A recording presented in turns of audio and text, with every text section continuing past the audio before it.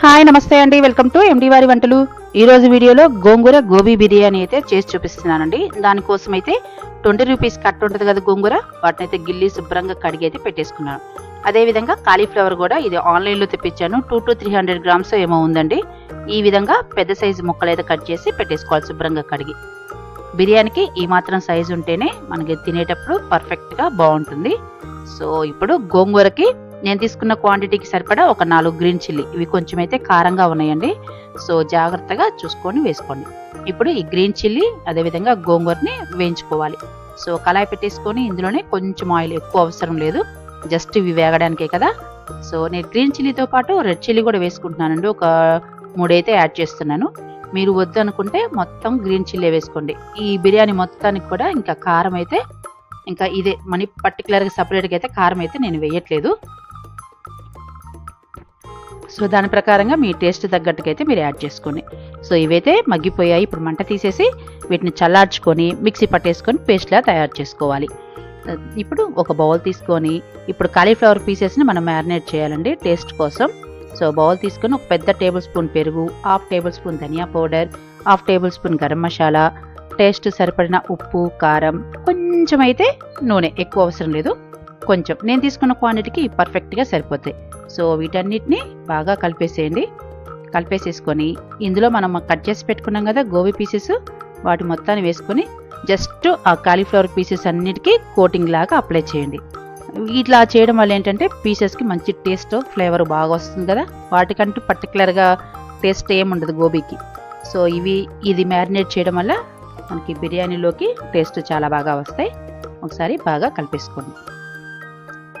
So ఇవి కలిపే లోపల ప్లీజ్ అండి, మా ఛానల్కి ఎవరైతే కొత్తగా వచ్చారో ప్లీజ్ లైక్ చేయండి, షేర్ చేయండి, సబ్స్క్రైబ్ టు ఎండి వారి వంటలు.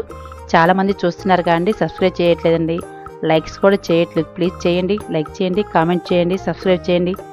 మీరు సపోర్ట్ చేస్తేనే మేము కూడా ఇంట్రెస్ట్గా కాస్త మంచి మంచి వీడియోస్ పెట్టడానికి ఇంట్రెస్ట్ చూపిస్తాం. మీ సపోర్ట్ ఉండాలండి తప్పనిసరిగా, ఓకేనా? ఐ హోప్ మీరందరూ సపోర్ట్ చేస్తారని అనుకుంటున్నాను.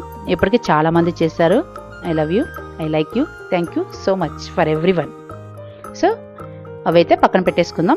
ఇప్పుడు బిర్యానీలోకి వెళ్ళేటప్పుడు ఇందులో నేను ఒక గ్లాస్ రైస్ తీసుకుంటున్నానండి. దానికోసం ఒక 3 టేబుల్ స్పూన్ మాత్రం ఆయిల్ వేసుకుంటున్నాను అంతే. ఇందులోనే షాజీరా ఒక 1/2 టేబుల్ స్పూను, అంటే నేను తీసుకున్న క్వాంటిటీకి ఇవి పర్ఫెక్ట్గా సరిపోయాయి అనమాట. ఇందులోనే 2 బిర్యానీ ఆకులు, అదేవిధంగా 2 ఇంచెస్ దాల్చిన చెక్క, 1 అనాస పువ్వు మరాఠీ మొగ్గ, 3 ఇలాచి, ఒక 5-6 అయితే లవంగా. ఇవి కొంచెం వేగిన తర్వాతకి ఇందులోనే సన్నగా తరిగి పెట్టుకున్న ఉల్లిపాయ ముక్కలు కూడా యాడ్ చేసుకొని మంచి కలర్ చేంజ్ అయ్యే వరకు అయితే ఫ్రై చేసుకోవాలి. మీరు ఒకవేళ బ్రౌన్ ఆనియన్స్ కావాలి అనుకుంటే సన్నగా తరిగి విడిగా జస్ట్ ఆయిల్లోనే మంచిగా డీప్ ఫ్రై చేసి తీసుకోండి. సో నేనైతే ఇందులోనే జస్ట్ ఇవే మంచి కలర్ చేంజ్ అయ్యే వరకు అయితే వేయించుకుంటున్నాను. మీరు కూడా ఒకవేళ కావాలనుకుంటే ఇలానే ఇందులోనే వేయించేసుకోండి, సరిపోతుంది. ఇలా అయినా పర్వాలేదు. మీరు కాస్త ఇంకా ఎక్స్ట్రా ఇష్టపడేటట్టయితే సపరేట్గా ఆయిల్లో డీప్ ఫ్రై చేసుకోండి. ఇందులోనే ఒక 2 గ్రీన్ చీలికలు చేసి వేసుకున్నాను. 1 టేబుల్ స్పూన్ అల్లం వెల్లుల్లి పేస్ట్ వేసుకొని మంచిగా జస్ట్ అవి కొంచెం వేగిన తర్వాతకి ఇందులో మనం మ్యారినేట్ చేసి పెట్టుకున్న గోబీ పీసెస్ ఉన్నాయి కదా, వాటిని కూడా యాడ్ చేసుకోవాలి.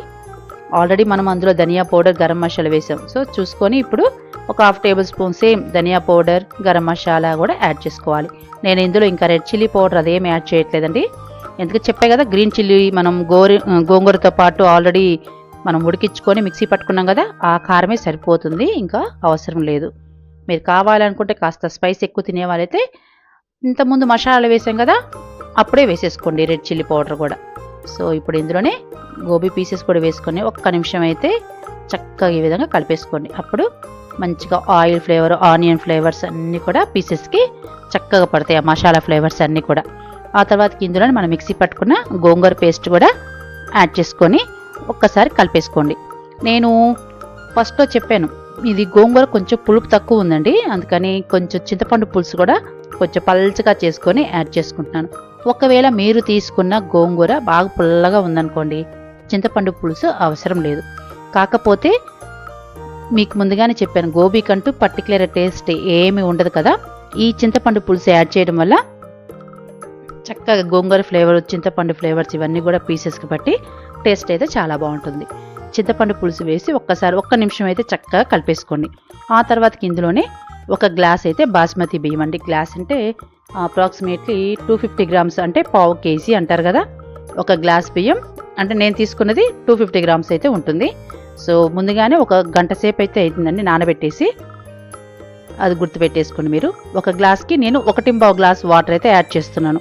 ఎందుకు అంటే నేను కడిగేసి నానబెట్టి చాలాసేపు అవుతుంది కాబట్టి తక్కువ వాటర్ పడతాయి. మీరు అప్పటికప్పుడు కడిగి యూజ్ చేసేటట్టయితే ఒక గ్లాస్ బియ్యానికి 1.5 గ్లాస్ వాటర్ అయితే యాడ్ చేసుకోండి. ఇది మాత్రం గుర్తుపెట్టుకోండి.